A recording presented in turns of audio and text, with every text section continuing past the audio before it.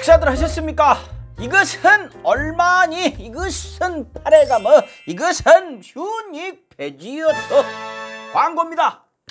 강성범 TV 오랜 친구, 정직한 친구, 럭셔리한 친구 베지어터입니다. 민주시민이 민주시민들을 위해 만든 민주시민들한테 권하기 창피하지 않을 만한 럭셔리한 재료들로 가득 채웠습니다.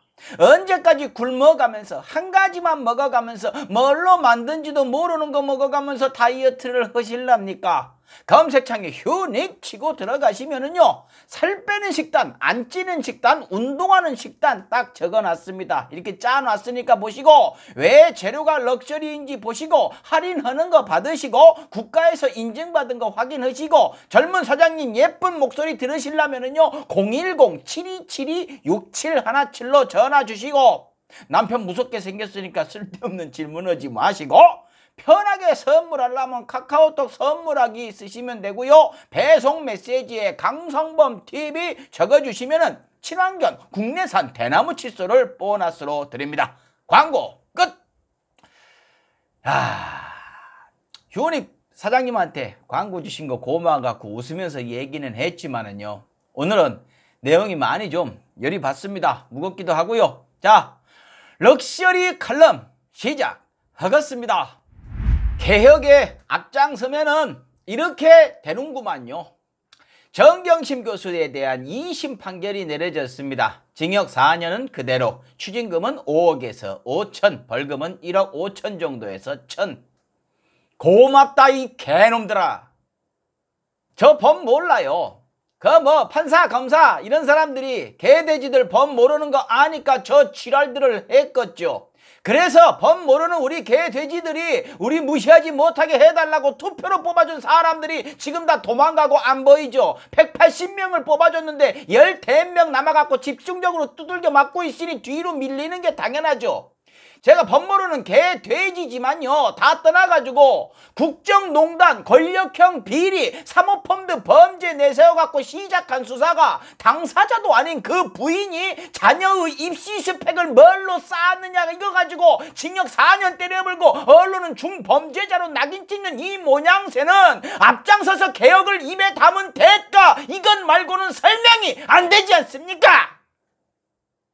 이게 4년인데 나경원 씨는 자녀 의혹이 그 규모가 비교가 안 되는데도 가볍게 묻어져 버리고 있죠. 솔직히 이런 거 갖고 구속시키면요, 감옥 들어갈 사람들 서초동에서 속초까지 줄 서는 거 다들 알고 있지 않습니까? 입 다물고 있는 인간들도 다 알고 있잖아요. 비웃는 인간들, 댓글로 낄낄거리고 있는 인간 같지 않은 것들로 속으로는 그 생각하고 있을 것 아닙니까? 저것이 4년이고 중범죄인가? 땀에 아침에 똑같이 나왔다는 거 보고 장난치는 줄 알았습니다. 와, 사람들 진짜 못됐어. 사법개혁을 실패한 대가를요, 조국 가족이 오롯이 치르고 있는 거죠. 1심 판결 전까지만 해도 다들 이 재판 비웃었습니다. 아무리 검찰이 풀파워로 먼지 처리를 했지만은요, 유죄나기 힘들다고. 지금 보십시오, 어떻게 변했는가. 2심도 똑같이 나와버렸는데 다들 조용합니다. 왜? 허탈한 거죠. 무기력해진 것입니다. 아, 기득권의 카르텔이 저렇게 강하구나, 세구나 싶은 거죠.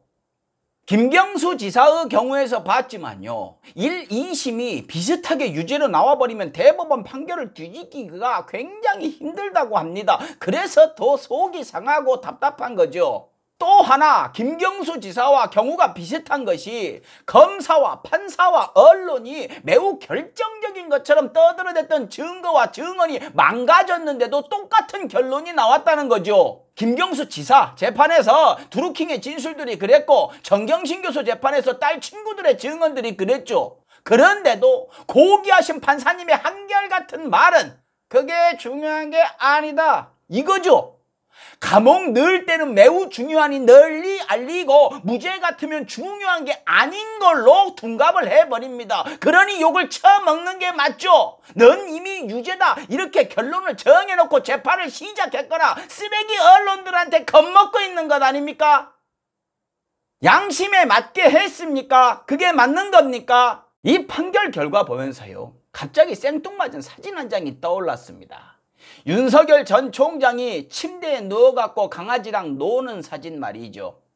자기 대선 주자로까지 띄우는 데 쓰였던 권력형 범죄, 이 수사는 모조리 무죄가 나고 그 가족은 돌이킬 수 없는 고통을 받고 있는데 자기는 대통령 되겠다고 떵떵거리면서 강아지 끌어안고 너그러운 인간 코스프레나 하고 있습니까? 참 아저씨한테는 세상이 너그럽게 돌아가네요. 물론 조만간 응당한 대가를 치를 겁니다. 잘 보십시오. 윤석열 씨가 나름 뜰 수 있었던 큰 두 가지 사건, 계기 뭐 이런 것이 있었죠. 그 이유가 박근혜 전 대통령 내가 구속시켰다, 이걸로 검찰총장이 되었고, 조국 비리 수사하다가 핍박을 받았다, 이걸로 대선 유력 주자가 된 것이죠. 근데 지금 뭡니까? 그 엄청난 비리라고 주장하던 사모펀드는 고등학교 현장 학습으로 4년을 때리는 재판에서도 무죄가 났고, 박근혜 구속시킨 것에 대해선 사실 전 불구속으로 수사를 하려고 했습니다, 구속된 거 속상하다, 이렇게 얘기를 했죠. 하나는 부정되고 하나는 본인이 부정을 했습니다. 이 정도면 이제 본인의 존재 가치가 너무 흐릿해지지 않았나요?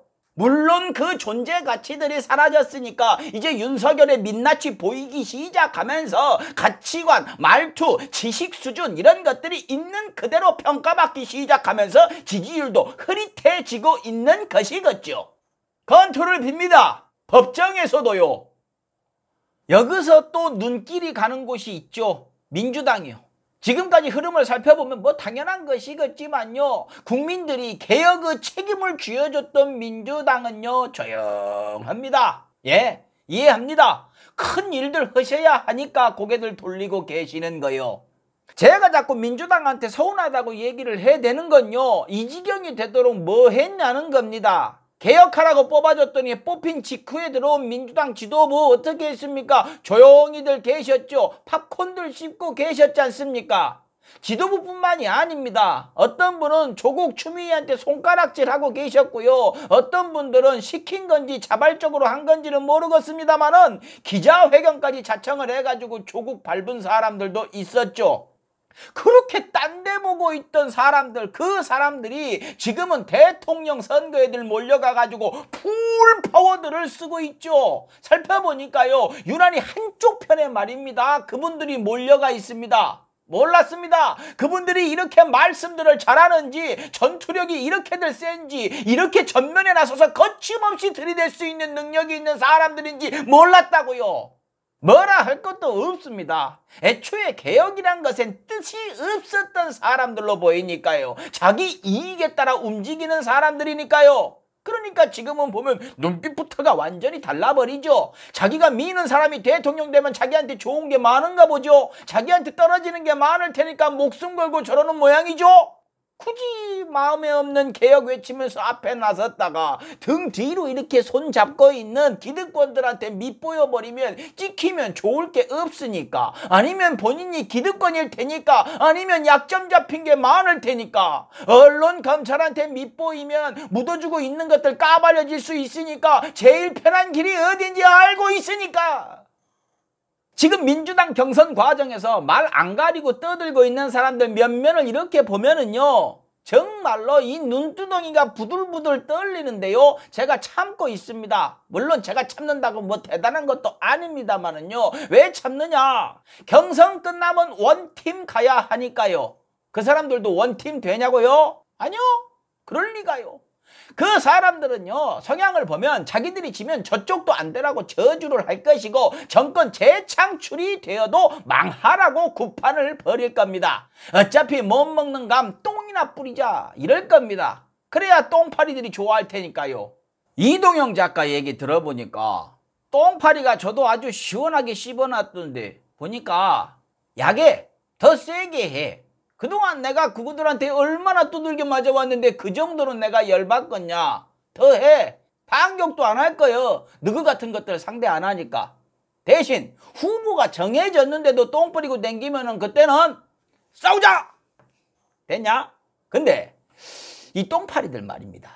너들은 왜 같은 진영 사람들한테 더 모질게 하냐? 왜 그러는 거요? 그것이 좋아? 그게 적성에 맞아? 그래? 뭐 그럼 그렇게 해. 화이팅! 아무튼 그런 인간들이 뜻대로 안 되면 하는 일마다 재뿌릴 거 눈에 뻔히 보입니다. 노무현 대통령 때 그런 인간들 겪어봤지 않습니까? 그때 난 노무현 대통령을 지켰다. 이렇게 하는 인간들 중에서도요, 지금 더 썩어버린 인간들이 예전에 그들과 똑같은 짓을 할 거라고, 그 길과 똑같은 길을 갈 거라고 생각합니다.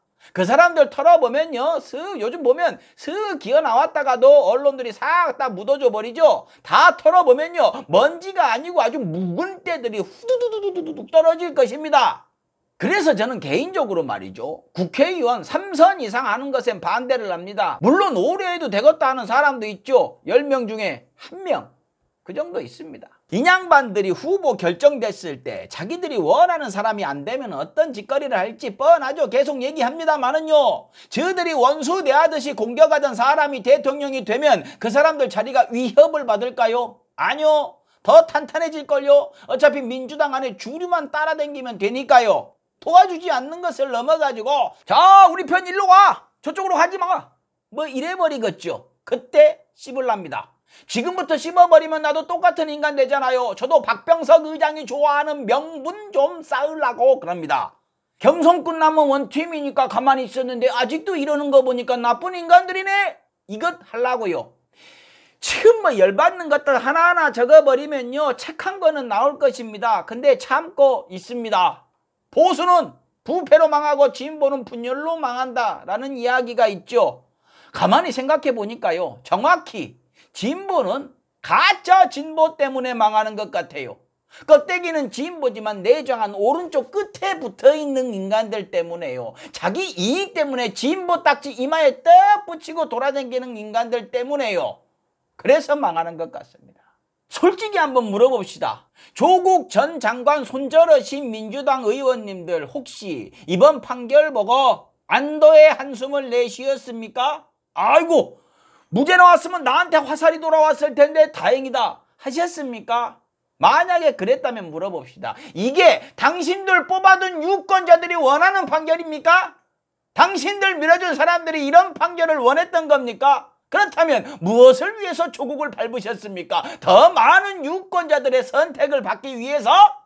저는 그렇게 안 될 걸로 봅니다만 뭐 그것은 나중 일이고, 혹시 이왕에 강 건너간 거 조국이 없어져야 내 자리가, 내가 모시는 분의 자리가, 이런 생각하시는 분 계십니까? 그렇다면 당신은 정치업자고 꾼이고 불쌍한 인간입니다. 조국 전 장관이 SNS에 이런 말을 했죠. 참으로 고통스럽습니다 라고 말이죠. 보는 사람들도 고통스러운데 당사자는 어떻겠습니까? 부디요, 대법원 판결은 판사 한 명한테 맡기지 말고 전원 합의체로 가가지고 썩은 언론들에게 휘둘리지 않는 판결이 제발 좀 나오기 바랍니다. 그러면 인정할 테니까요. 마치겠습니다. 칼럼이 칼럼다워야 칼럼이지. 식사하십시오.